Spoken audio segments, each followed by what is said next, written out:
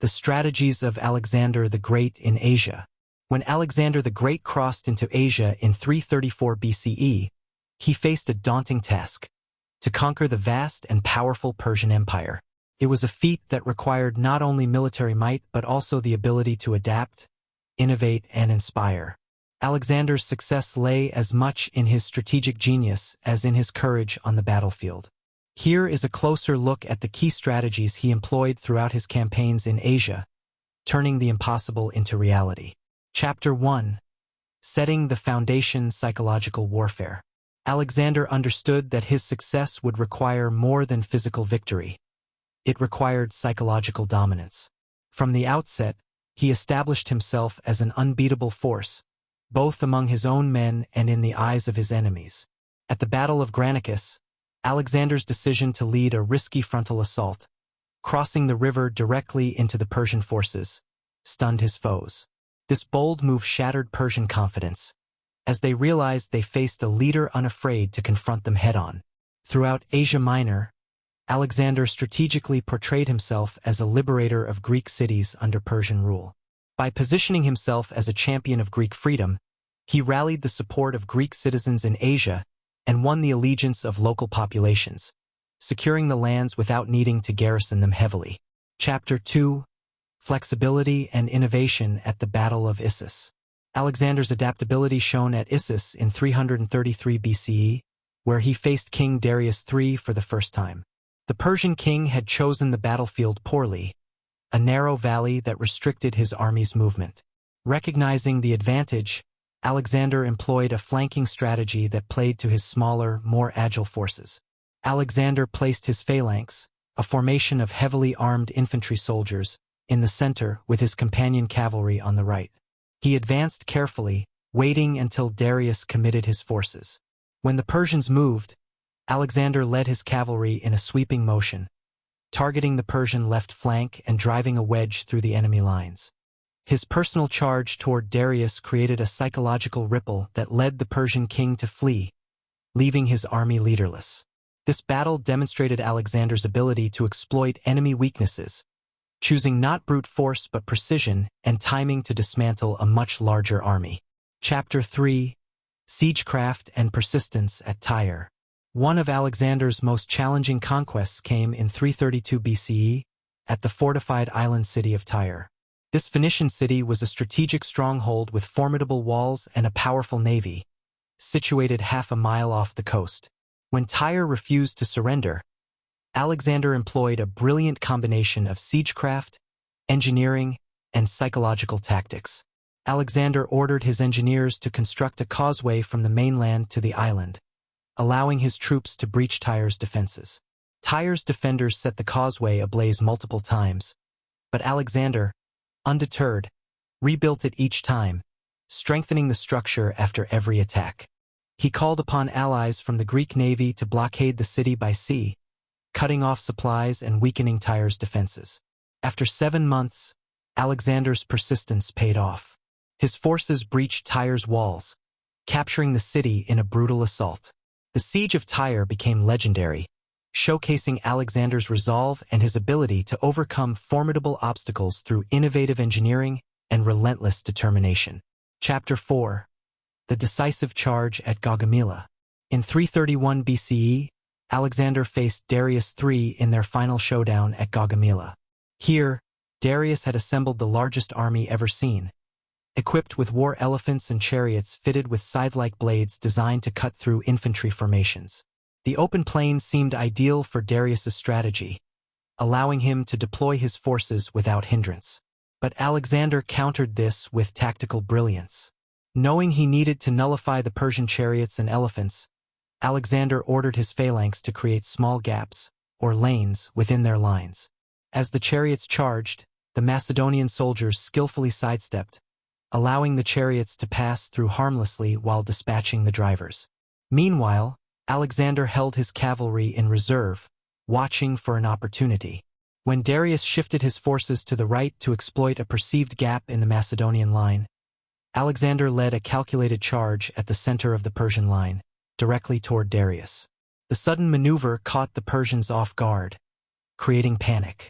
Darius fled once again, abandoning his army and ceding the field to Alexander. Gaugamela was a decisive victory, not because of sheer force, but because of Alexander's ability to anticipate, adapt, and strike precisely where it would have the greatest impact. Chapter 5: Integration and Diplomacy in Persia. After conquering the heart of Persia, Alexander's strategy shifted from military dominance to cultural integration and diplomacy. Recognizing that an empire could not be sustained through force alone, he adopted Persian customs, dressed in Persian attire, and encouraged intermarriages between his officers and Persian nobility. Alexander himself married Roxana, a princess from the region of Bactria.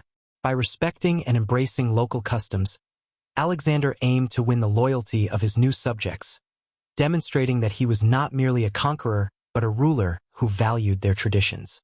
This policy of integration was unprecedented and created a lasting legacy, blending Greek and Persian culture and laying the foundation for the Hellenistic world. Chapter 6: Guerrilla Warfare in Central Asia. As Alexander advanced into the rugged territories of Central Asia, he encountered fierce resistance from local tribes who used guerrilla tactics.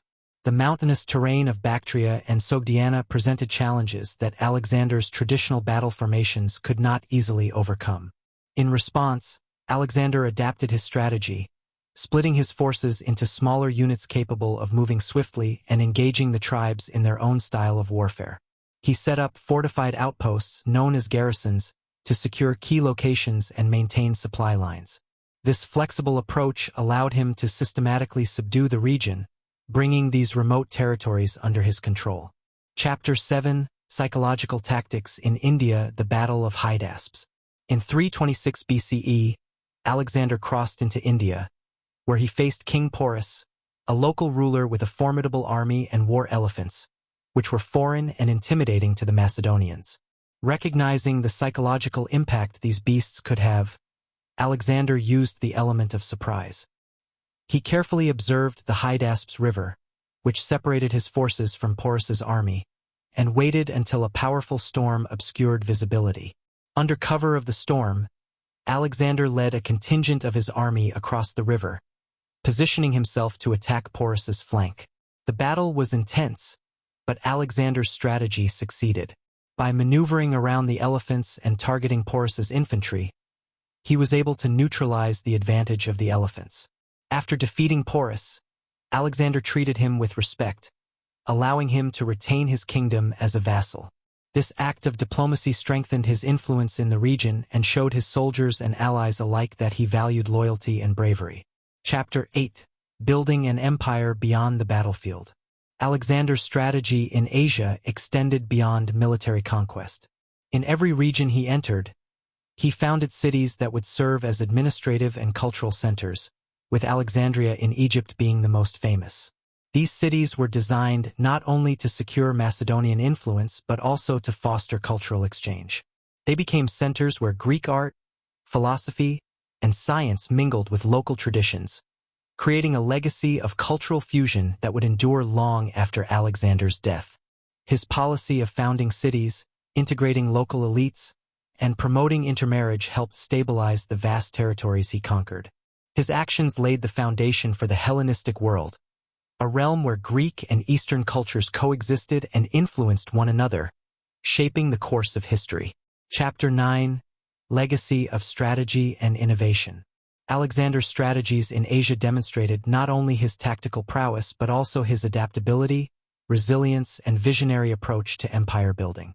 He combined psychological warfare, tactical flexibility, siegecraft, and diplomacy to overcome challenges and secure his victories. By integrating local cultures into his empire, he paved the way for a new era, where ideas, art, and knowledge could flow freely across continents.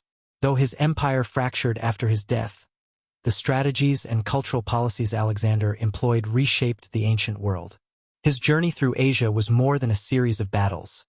It was a transformation that brought Greek influence to distant lands and blended it with diverse cultures, creating a lasting legacy that influenced the world for centuries to come.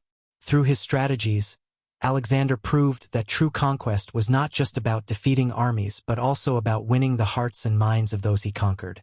His epic journey through Asia remains a timeless lesson in leadership, vision, and the power of cultural integration.